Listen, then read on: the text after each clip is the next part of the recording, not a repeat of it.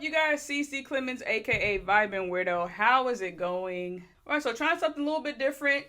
Doing my top 5 movies for January 2024. Alright, so 2024 wasn't like the biggest month with a lot of releases, but there were some movies that were finally released within the month of January that originally was released or set to release in December. So that was fun, and I'm glad they did that because that led to my top movie for the month. And I'll go ahead and post a screenshot of all the movies I watched this month.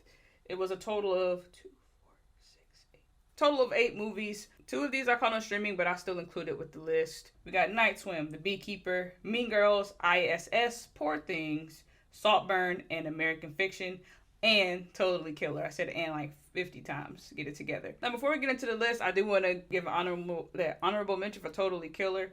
It actually would have been in the list, but I'm just sticking to theatrical releases for right now. That's the film I wanted to watch for a while. I just didn't have Amazon Prime, but I just recently signed up. Oh, I'm catching up on as much Amazon Prime video things as I can. And for a time traveling movie, this was a lot of fun.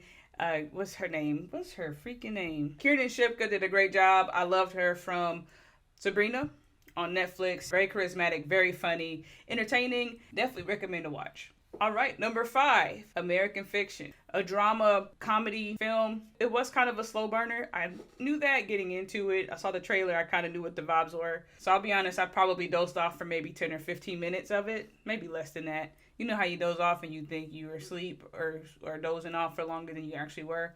That's probably exactly what the case was. It was funny, it was entertaining, and it had a great message too. I love Issa Rae in it. She didn't have the hugest or biggest role in it, but yeah, she played a great part in it, and I enjoyed it. And this movie actually caused a great experience for me at the movies because I'm a movie crackhead. People that I love and care about aren't, so that means I go to the movies a lot by myself, a majority by myself, and I actually prefer it most of the time.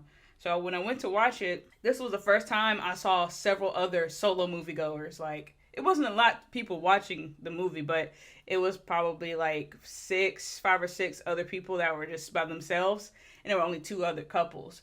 And I was like, well, look at us here alone together. Look at us go. It was a great atmosphere and a great vibe. So yeah, that's just a little nerd stuff. Number 4, I.S.S. It was good to see a different twist to a movie set in space. Most space movies, boring for me. Don't come at me.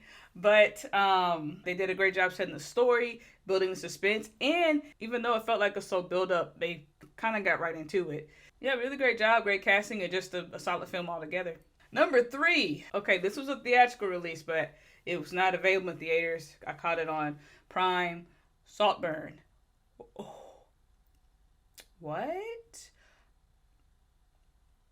Like, holy crap, that movie was just insane. The reason why I got Amazon Prime Video was to watch Saltburn because so many people kept talking about it, and I've waited for a while to try to get it on streaming, but Amazon is childish and they only have it available on Prime. You cannot even like just buy it for digital purchase for a few days or to buy. It's not available. So I was like, all right, let me go ahead, set it up, watched it. I was so mesmerized and disturbed at the same time.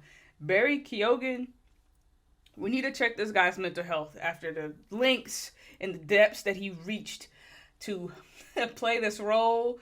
Certain scenes, as a lot of people say, the bathroom scene, the vampire scene. What? I was like, word? Oh, okay. And the graveyard scene, it's just like, whoa. Yeah, it was definitely disturbing, but it was still a great film. I understood what they were trying to convey with Barry Keoghan's character. And even the end scene, the way that scene ended, I really loved it. It was something just, I don't want to spoil anything, but it was just something freeing to me. May not be to others, but freeing to me and enjoyable about it. And it was a great way to conclude the movie. So, yeah, if you haven't watched it, like, and you're thinking about it, just prepare yourself. It is some crazy psychotic stuff. That's it, and that's all. Number 2, y'all gonna get mad because plot structure-wise, it don't make sense. I know, but The Beekeeper. Vengeance, sign me up. I want it. I got it. That's it. Some parts of the plot definitely didn't make sense, or felt like, well, that didn't need to even be there at all. Why was that even a thing? But even with those setbacks, it made up for that in other areas with the action, some of the dialogue, the action scenes, the comedic lines. Yeah, it resulted in a really enjoyable experience at the movie theaters where you get a lot of that crowd reaction and engagement. It wasn't perfect by any means, but it was a fun film, and it is my number 2 for January. All right, and number 1, Poor Things. So let me tell you something. Usually movies that are critically acclaimed and all of this, for the most part, for me, they're usually boring. Or it's like, oh, it's just drama. Or they're not films that, like, in this case, it wasn't like a major theatrical release. It wasn't available everywhere on its original release date. So I was like, oh, she won a Critics' Choice? Okay. I was getting good buzz. People saying good things about it. Okay, it's probably a great performance, but probably like a weird, boring movie. And I genuinely thought that's how the movie would be. Thought I just wasn't going to vibe with it or connect with it. But let me tell you something. And I made a post about it, but it was amazing. This movie was just phenomenal.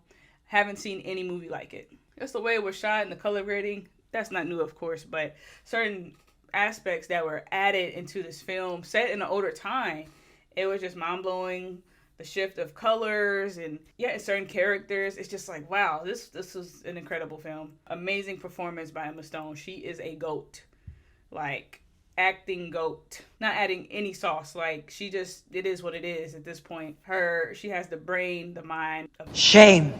And it goes through her changing and growing and maturing, developing, and just seeing how she progresses as she gets older, and changing speech and attitude, and it was incredible. Definitely one of her top performances. And the story, man, it was so good and empowering. It created also a level of appreciation and gratitude. It was also very inspiring and funny. It was hilarious. It was like a lot of funny lines in there. It was really good.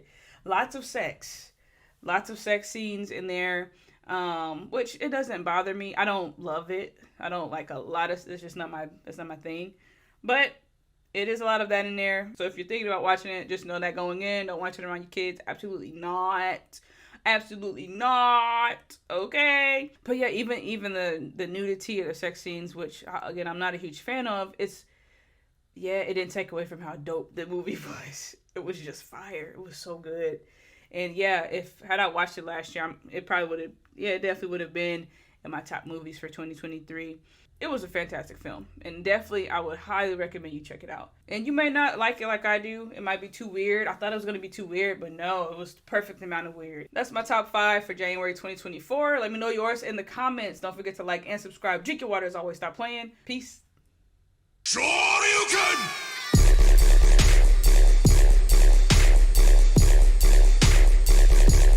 That's what he said.